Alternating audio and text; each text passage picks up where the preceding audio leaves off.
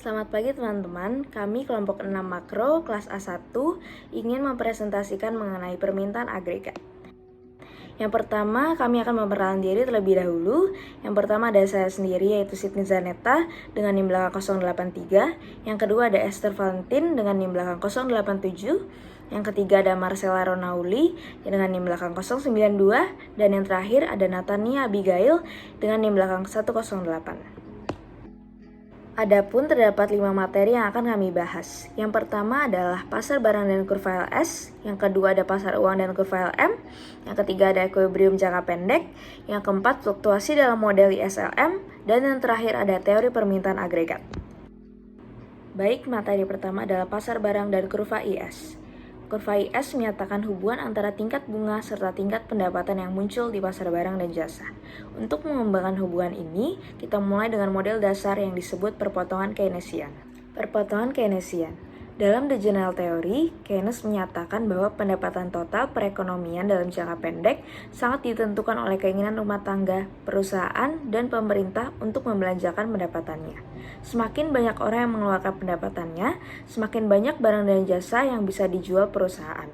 Semakin banyak perusahaan menjual, semakin banyak output yang akan mereka produksi, dan semakin banyak pekerja yang akan dikaryakan. Pengeluaran yang direncanakan. Ada perbedaan antara pengeluaran yang direncanakan dengan pengeluaran aktual. Yang pertama adalah pengeluaran aktual, yaitu jumlah uang yang dikeluarkan rumah tangga, perusahaan, dan pemerintah atas barang serta jasa.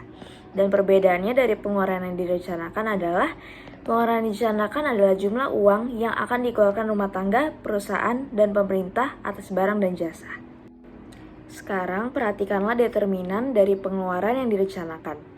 Dengan asumsikan bahwa perekonomian adalah tertutup, sehingga ekspor neto adalah 0, kita menulis pengeluaran yang direncanakan atau E sebagai jumlah konsumsi atau C, investasi yang direncanakan adalah I, dan belanja pemerintah adalah G. E sama dengan C plus I plus G. Untuk persamaan ini, kita tambahkan fungsi konsumsi, C sama dengan C, Y kurang T. Persamaan ini menyatakan bahwa konsumsi tergantung pada pendapatan disposable Y kurang T yang merupakan pendapatan total Y dikurangi pajak T. Untuk masalah sekarang ini menganggap investasi yang direncanakan sebagai eksogen, yaitu I sama dengan I bar. Dan sebagaimana dalam bab 3, kita asumsikan bahwa kebijakan fiskal, tingkat pembelian, dan pajak pemerintah adalah tetap, yaitu G sama dengan G dan T sama dengan T bar. Dengan mengombinasikan 5 persamaan ini, kita memperoleh E sama dengan C, Y kurang T bar, plus I bar plus G bar. Persamaan ini menunjukkan bahwa pengeluaran yang direncanakan adalah fungsi pendapatan Y, tingkat investasi yang direncanakan atau I bar, serta variabel kebijakan fiskal, yaitu G bar dan T bar. Gambar 10.2 menunjukkan pengeluaran yang direncanakan sebagai fungsi dari tingkatan pendapatan. Garis ini miring ke atas karena pendapatan yang lebih tinggi menyebabkan konsumsi yang lebih tinggi, dan dengan demikian pengeluaran yang direncanakan yang lebih tinggi. Kemiringan garis ini merupakan kecenderungan mengonsumsi marginal. MPC, hal itu menunjukkan berapa banyak pengeluaran yang direncanakan meningkat ketika pendapatan meningkat sebesar $1. Fungsi pengeluaran yang direncanakan ini adalah potongan pertama dari model yang disebut perpotongan Keynesian. Perekonomian dalam equilibrium. Bagian berikutnya dari perpotongan Keynesian adalah asumsi bahwa perekonomian berada dalam equilibrium ketika pengeluaran aktual sama dengan kontes yang direncanakan. Asumsi ini didasarkan pada gagasan bahwa ketika rencana orang-orang telah direalisasikan, mereka tidak memiliki alasan untuk mengubah apa yang mereka lakukan. Dengan mengingat kembali bahwa Y sebagai GDP tidak hanya sama dengan total pendapatan, tetapi juga dengan pengeluaran aktual atas barang dan jasa. Kita bisa menulis equilibrium ini sebagai pengeluaran aktual sama dengan pengeluaran yang direncanakan, Y sama dengan E. Equilibrium dalam perpotongan Keynesian adalah di titik A, di mana pendapatan atau pengeluaran aktual sama dengan pengeluaran yang direncanakan. Lalu, bagaimanakah mencapai equilibrium perekonomian? Dalam model ini, persediaan peran penting dalam proses penyesuaian. Ketika perekonomian tidak berada dalam equilibrium, perusahaan mengalami perubahan-perubahan yang tidak direncanakan dalam persediaan, dan ini mendorong mereka untuk mengubah tingkat produksi. Seperti dalam gambar 10.4, penyesuaian menuju equilibrium dalam perpotongan Keynesian. Jika perusahaan berproduksi pada tingkat Y1, maka pengeluaran yang direncanakan atau S1 akan mengurangi produksi, dan perusahaan akan mengakumulasi persediaan. Akumulasi persediaan ini akan mendorong perusahaan mengurangi produksi. Demikian pula jika perusahaan berproduksi pada tingkat Y2, maka pengeluaran yang direncanakan E2 akan melebihi produksi, dan perusahaan akan mengurangi persediaannya.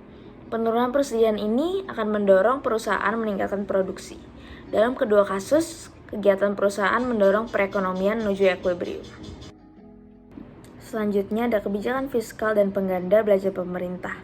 Perhatikan bagaimana perubahan-perubahan dalam belanja pemerintah mempengaruhi perekonomian. Karena pengeluaran pemerintah adalah salah satu pengeluaran komponen, maka pengeluaran pemerintah yang lebih tinggi mengakibatkan perubahan yang direncanakan lebih tinggi untuk semua tingkat pendapatan. Dengan demikian, menaikkan konsumsi sebesar MPC dikali delta T. Pada setiap tingkat pendapatan Y, pengeluaran yang direncanakan sekarang akan lebih tinggi. Seperti diperlihatkan pada gambar 10.6, kurva pengeluaran yang direncanakan bergeser ke atas sebagai sebesar MPC kali delta T. Equilibrium perekonomian bergerak dari titik A ke titik B. Dalam gambar 10.6, pengurangan pajak dalam perpotongan Keynesian. Pengurangan pajak sebesar delta T meningkatkan pengeluaran yang direncanakan sebesar MPC dikali delta T untuk setiap tingkat pendapatan. Equilibrium bergerak dari titik A ke titik B, dan pendapatan meningkat dari Y1 ke Y2. Sekali lagi, kebijakan fiskal memiliki dampak pengganda terhadap pendapatan. Baik, ke materi selanjutnya kita akan membahas mengenai pasar uang dan kurva LM. Pasar uang adalah suatu kegiatan yang mempertemukan antara pemberi dana dengan calon konsumen, di mana terjadinya suatu perdagangan surat berharga dalam memenuhi permintaan ataupun penawaran dana dalam jangka waktu yang relatif pendek, tanpa adanya batasan tempat. Adapun fungsi daripada pasar uang ialah yang pertama, mempermudah konsumen dalam memperoleh bantuan dana dalam jangka pendek, di mana para konsumen tidak bingung untuk memperoleh suntikan modal dalam jangka pendek. Yang kedua, peningkatan laju pembangunan negara, dengan cara pemerintah menjual atau menerbitkan beberapa instrumen pasar uang untuk keperluan pembangunan negara. Yang ketiga, pasar uang sebagai sarana yang tepat dalam menghimpun dana masyarakat yang berlebih. Dikarenakan seperti yang dapat dilihat dalam pengertiannya tadi, pasar uang adalah sarana mempertemukan pihak yang kelebihan dana dengan pihak yang kekurangan dana. Yang keempat, pencegahan krisis uang atau ekonomi dapat dicegah dengan memperhatikan dan mengawasi keberhasilan pasar uang yang dimana dapat mempengaruhi mobilitas keuangan dan kebijakan moneter sekaligus. Yang kelima, pasar uang sebagai opsi dalam investasi low risk, di mana pada sistem pasar uang investasinya mirip dengan hutang piutang dengan perbedaan di pertambahan bunga hingga masa redemptionnya. Instrumen pasar uang sendiri memiliki banyak instrumen, di antaranya ialah yang pertama, sertifikat Bank Indonesia atau SBI. Yang kedua, surat berharga pasar uang atau yang disingkat dengan SBPU. Yang ketiga ada call money. Yang keempat ada sertifikat deposito. Yang kelima ada treasury bills. Keenam ada commercial paper. Dan yang ketujuh ada bankers acceptance, dan yang terakhir ada instrumen pasar uang syariah. Selanjutnya kita akan membahas mengenai proses terbentuknya kurva LM. Kurva LM ialah di mana kurva atau fungsi yang menunjukkan hubungan antara tingkat-tingkat pendapatan nasional pada berbagai kemungkinan tingkat bunga yang memenuhi syarat equilibriumnya pasar uang. Perlu diingat bahwa konsumsi yang dilambangkan dengan C besar dipengaruhi oleh income yang dilambangkan dengan Y besar, di mana semakin besar income, semakin besar pula level konsumsi. Semakin besar konsumsi, artinya semakin besar pula demand for active balance.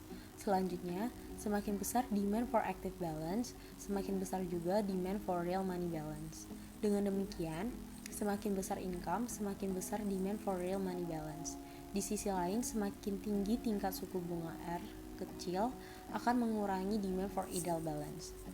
Kesimpulannya, tingkat suku bunga atau yang dilambangkan dengan R kecil berkorelasi negatif dengan demand for real money balance. Sebaliknya, income yang dilambangkan dengan Y besar berkorelasi positif dengan demand for real money balance. Inilah mengapa kurva preferensi likuiditas berselop negatif. Pada gambar berikut dapat kita lihat bahwa ditunjukkan efek kenaikan income terhadap kurva permintaan uang atau demand for real money balance. Dapat dilihat bahwa kurva penawaran uang tidak mengalami perubahan. Kenaikan income dari Y1 ke Y2 akan menggeser kurva permintaan uang ke atas secara sejajar. Kenaikan kurva permintaan uang pada gilirannya menggeser equilibrium dari E ke E kutip sekaligus mengubah tingkat suku bunga dari R1 ke R2. Pada gambar kedua dapat kita lihat relasi antara perubahan income dengan tingkat suku bunga inilah yang membentuk kurva LM.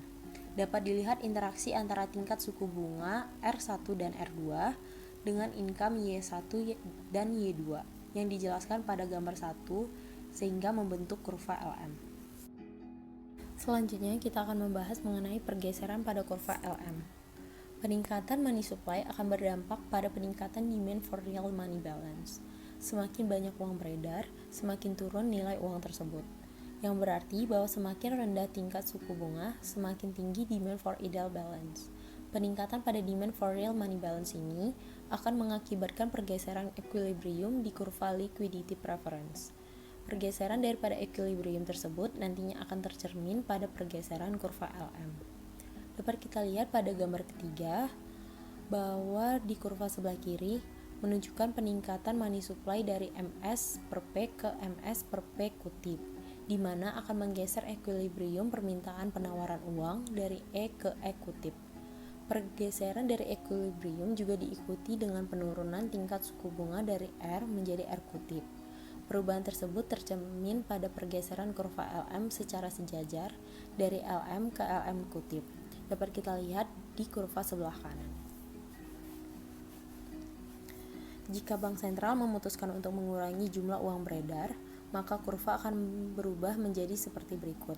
Dapat kita lihat pada gambar keempat, terlihat bahwa kebijakan pengurangan money supply akan menggeser kurva penawaran uang ke kiri, dari MS per P ke MS per P kutip. Perubahan ini menyebabkan bergesernya equilibrium permintaan penawaran uang dari E ke E kutip, sekaligus menaikkan tingkat suku bunga dari R ke R kutip. Hal tersebut mengakibatkan kurva LM bergeser ke atas secara sejajar menjadi LM kutip, dapat dilihat di kurva sebelah kanan. Selanjutnya kita akan membahas mengenai equilibrium pasar uang. Pada equilibrium pasar uang, jumlah uang beredar dilambangkan dengan M, permintaan uang total dilambangkan dengan L, permintaan uang untuk transaksi dilambangkan dengan LT, permintaan uang untuk berjaga dilambangkan dengan LJ, dan permintaan uang untuk spekulasi dilambangkan dengan L2. M sama dengan M bar, L1 disama dengan LT ditambah LJ, L sama dengan L1 ditambah L2, L1 disama dengan L1 dikali Y, dan L2 sama dengan L2 dikali R, L sama dengan L1 ditambah L2, L sama dengan L1 dikali Y ditambah L2 kali R, maka L sama dengan L dikali YR. Secara equilibrium ialah M sama dengan L, maka M sama dengan L1 dikali Y tambah L2 dikali R, M sama dengan L dikali YR.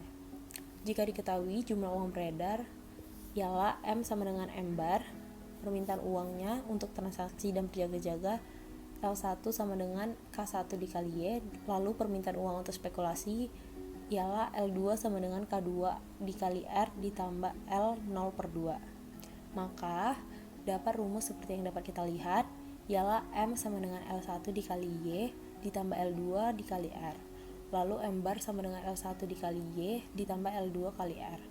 M bar sama dengan K1 dikali Y ditambah K2 dikali R ditambah L dikali 0 per 2. Maka hasilnya Y sama dengan M bar per K1 dikurang L dikali 0 per 2 per K1 lalu dikurang dengan K1 dikali R bar per K1. Untuk lebih memahami mengenai equilibrium pasar uang lebih lanjut, maka kita dapat melihat dari contoh sebagai berikut. Diketahui jumlah uang yang beredar M bar sama dengan 200 triliun, LT sama dengan 0,25 Y, LJ-nya sama dengan 0,15 Y, L2 sama dengan 160 dikurang 4R. Dimasukkan ke dalam rumus L1 sama dengan LT ditambah LJ, maka L1 sama dengan 0,25 Y ditambah 0,15 Y, maka didapat L1-nya 0,4 Y. L sama dengan 0,4 Y ditambah 160 dikurang 4R. Lalu pada rumus berikutnya, M sama dengan L1 dikali Y ditambah L2 dikali R, Dimasukkan angka-angkanya ke dalam rumus. 200 sama dengan 0,4Y ditambah 160 dikurang 4R. 0,4Y kurang 4R sama dengan 40. 0,4Y sama dengan 40 dikurang 4R, maka dapat hasil Y sama dengan 100 dikurang 40R. Atau menggunakan rumus yang lainnya, yaitu Y sama dengan M bar per K1 dikurang L0 per 2 per K1 dikurang K1R bar per K1.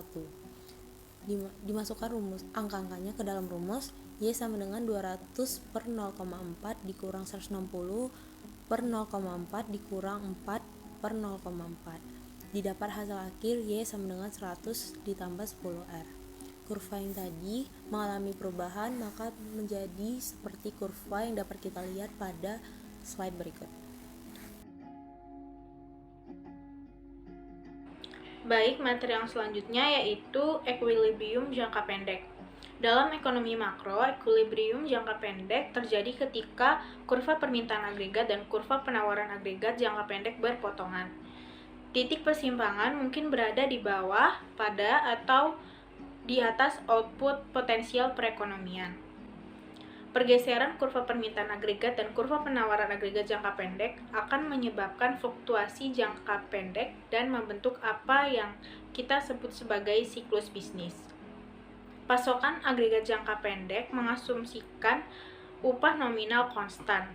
Perpotongan antara permintaan agregat dan penawaran agregat jangka pendek menentukan tingkat harga dan PDB real aktual di dalam perekonomian. Karena upah nominal tidak berubah untuk mencapai lapangan kerja penuh, equilibrium jangka pendek dapat terjadi pada tingkat di bawah, tepat, atau di atas PDB potensial. Jika tingkat harga di atas equilibrium, penawaran agregat melebihi permintaan agregat. Hal ini menyebabkan kelebihan penawaran. Situasi ini menyebabkan persediaan menumpuk dan memaksa produsen untuk menjual persediaan mereka dengan harga yang lebih rendah. Tingkat harga yang lebih rendah mendorong permintaan agregat untuk naik. Penurunan tingkat harga menaikkan kekayaan real rumah tangga, mendorong suku bunga turun, dan meningkatkan ekspor. Sebagai hasilnya, permintaan dari 4 sektor utama perekonomian pun meningkat.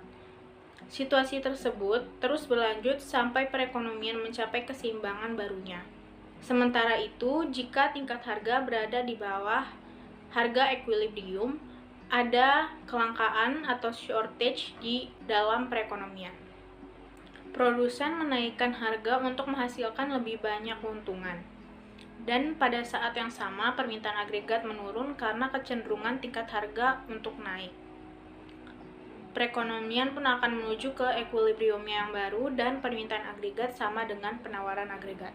Gambar 3 mengilustrasikan keseimbangan jangka pendek di mana agregat yang diminta sama dengan jumlah output yang ditawarkan, di mana kurva permintaan agregat jangka pendek atau AD dan kurva penawaran agregat jangka pendek atau AS berpotongan di titik A.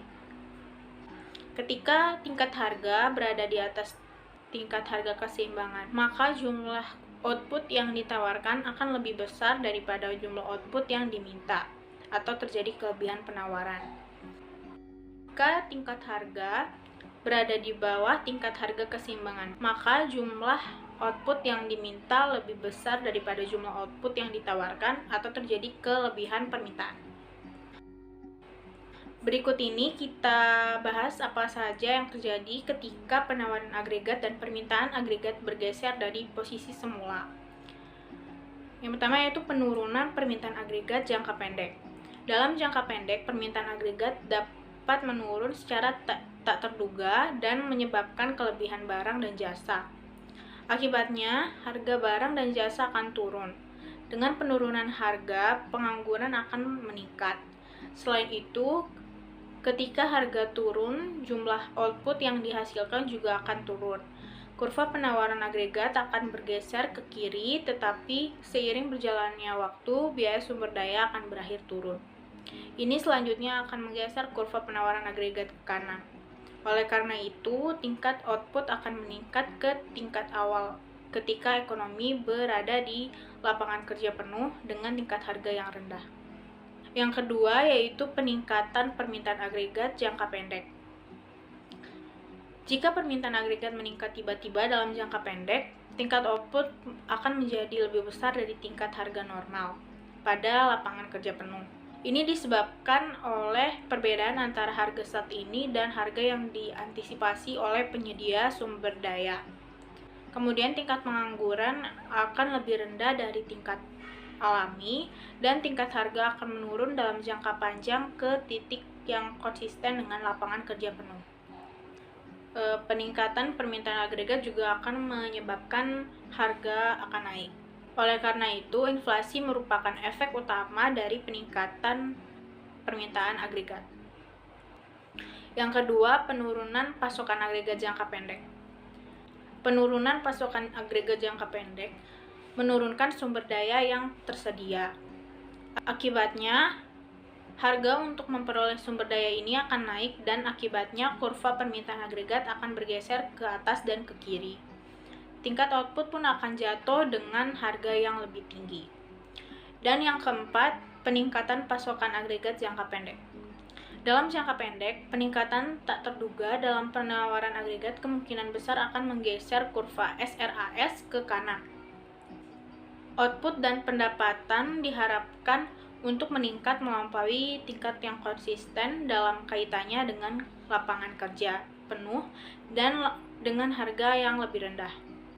Jika pergeseran dalam kurva SRAS bersifat temporal, maka kurva SRAS seiring dengan berjalannya waktu akan kembali ke level normal. Output dan harga juga akan kembali ke level awal mereka. Namun jika suatu peristiwa menyebabkan perubahan permanen dalam perekonomian, baik SRAS dan LRAS bergeser ke kanan, akibatnya output meningkat dengan harga yang lebih rendah. Beberapa faktor yang menggeser pasokan agregat jangka pendek adalah yaitu yang pertama upah nominal, yang kedua biaya bahan baku, yang ketiga nilai tukar, yang keempat pajak bisnis, yang kelima subsidi, yang keenam ekspektasi harga dan keuntungan di masa depan, dan yang terakhir perubahan kuantitas dan kualitas faktor produksi. Sekian materi yang saya jelaskan, materi berikutnya akan dilanjutkan oleh rekan saya. Terima kasih. Baik, materi selanjutnya yaitu mengenai fluktuasi dalam model ISLM. Perpotongan kurva IS dan kurva LM menentukan tingkat pendapatan nasional dan tingkat bunga untuk tingkat harga tertentu. Jika kurva IS atau LM bergeser, ekuilibrium perekonomian jangka. Baik, materi selanjutnya yaitu mengenai fluktuasi dalam model ISLM. Perpotongan kurva IS dan kurva LM menentukan tingkat pendapatan nasional dan tingkat bunga untuk tingkat harga tertentu. Jika kurva IS atau LM bergeser, ekuilibrium perekonomian jangka pendek berubah dan pendapatan nasional berfluktuasi. Bagaimana perubahan kebijakan dan guncangan ekonomi dapat menyebabkan kurva-kurva tersebut bergeser? Yang pertama ada bagaimana kebijakan fiskal menggeser kurva IS dan mengubah ekuilibrium jangka pendek. A. Perubahan belanja pemerintah. Pengganda belanja pemerintah dalam perpotongan Keynesian menyatakan bahwa pada tingkat bunga berapapun, perubahan dalam kebijakan fiskal akan menaikkan tingkat pendapatan sebesar delta G per 1 min MPC. Di sini saya mengambil contoh kenaikan belanja pemerintah dalam model ISLM. Kenaikan belanja pemerintah menggeser kurva IS ke kanan, ekuilibrium bergerak dari titik E ke titik E1, pendapatan meningkat dari Y1 ke Y2, dan tingkat bunga naik dari R1 ke R2 seperti yang tertera dalam gambar 2. Yang B ada perubahan pajak. Pengganda pajak dalam perpotongan Keynesian menyatakan bahwa pada tingkat bunga berapapun, perubahan kebijakan ini menaikkan tingkat pendapatan sebesar delta T dikali MPC per 1 min MPC. Di sini saya mengambil contoh penurunan pajak dalam model ISLM. Penurunan pajak menggeser kurva IS ke kanan. Ekuilibrium bergerak dari titik A ke titik B. Pendapatan meningkat dari Y1 ke Y2 dan tingkat bunga naik dari R1 ke R2, seperti yang terlihat pada gambar. Yang kedua, bagaimana kebijakan moneter menggeser kurva LM dan mengubah ekuilibrium jangka pendek. Peningkatan money supply dari Y1 menjadi Y4 akan menurunkan tingkat suku bunga dari R1 menjadi R4. Hal tersebut sekaligus menggeser kurva LM ke kanan secara sejajar menjadi LM1 dan mengubah equilibrium kurva ISLM dari E menjadi EM, seperti yang terlihat pada gambar 4. Model ISLM menunjukkan bagian penting dari mekanisme kenaikan jumlah uang beredar, menurunkan tingkat suku bunga, yang mendorong investasi serta memperbesar permintaan terhadap barang. Yang ketiga, ada interaksi antara kebijakan fiskal dan moneter.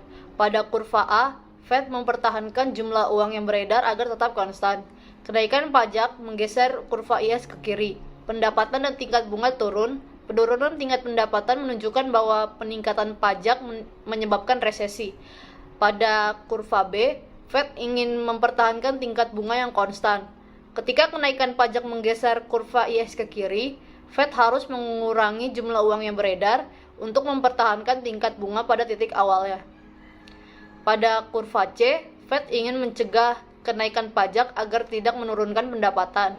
Karena itu, Fed harus meningkatkan jumlah uang yang beredar dan menggeser kurva LM ke bawah yang cukup untuk menggeser kurva IS. Kenaikan pajak tidak menyebabkan resesi, tetapi menyebabkan penurunan besar pada tingkat bunga. Materi selanjutnya yaitu teori permintaan agregat.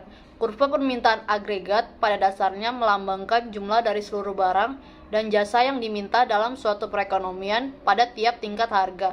Artinya, jika hal lain tetap sama, penurunan tingkat harga keseluruhan dalam perekonomian cenderung meningkatkan jumlah barang dan jasa yang diminta. A. Menderivasi kurva permintaan agregat dengan model ISLM. Gambar 1 menunjukkan model ISLM. Kenaikan tingkat harga dari P1 ke P2 menurunkan keseimbangan uang real dari Y1 ke Y2 dan menggeser kurva LM ke kiri secara sejajar dari LM ke LM1. Gambar 2 menunjukkan kurva permintaan agregat yang terbentuk sebagai hasil relasi antara level harga P dengan income Y, di mana semakin tinggi level harga mengakibatkan penurunan level income. Yang B, ada perubahan kebijakan ekonomi pada level harga tertentu. Perubahan kebijakan ekonomi ini terbagi menjadi dua. Yang pertama ada kebijakan fiskal ekspansif. Di sini saya mengumpamakan jika terjadi peningkatan belanja pemerintah atau pengurangan pajak. Hal ini akan mendorong kenaikan income dan bergesernya kurva IS ke kanan secara sejajar. Selanjutnya diikuti dengan pergeseran kurva AD ke kanan secara sejajar juga. Hal ini bisa dilihat melalui gambar 3 dan 4. Pada gambar 3 menjelaskan bahwa pada tingkat harga tertentu atau P1, kebijakan fiskal ekspansif akan meningkatkan level income dari Y1 ke Y3, sekaligus mendorong pergeseran kurva IS ke kanan secara sejajar dari IS ke IS bintang. Hal tersebut pada gilirannya tercermin pada pergeseran kurva AD secara sejajar dari AD ke AD bintang, seperti terlihat pada gambar 4. Yang kedua ada kebijakan moneter ekspansif. Misalkan jika terjadi kebijakan moneter ekspansif, di sini kita bisa melihat melalui gambar 5 dan gambar 6. Pada gambar 5 menjelaskan pada level harga tertentu atau P1, kebijakan moneter ekspansif akan mendorong peningkatan keseimbangan uang real, sehingga meningkatkan level income dari Y1 ke Y4, sekaligus menggeser kurva LM ke kanan secara sejajar, dari LM1 ke LM11. Hal ini akan tercermin pada pergeseran kurva permintaan agregat dari AD ke AD11, seperti yang terlihat pada gambar 6. Jadi kesimpulannya adalah perubahan level income di kurva ISLM pada tingkat harga tertentu direpresentasikan melalui pergeseran kurva AD yang secara sejajar. Sekian presentasi dari kelompok kami. Mohon maaf apabila ada kesalahan kata. Akhir kata kami ucapkan terima kasih.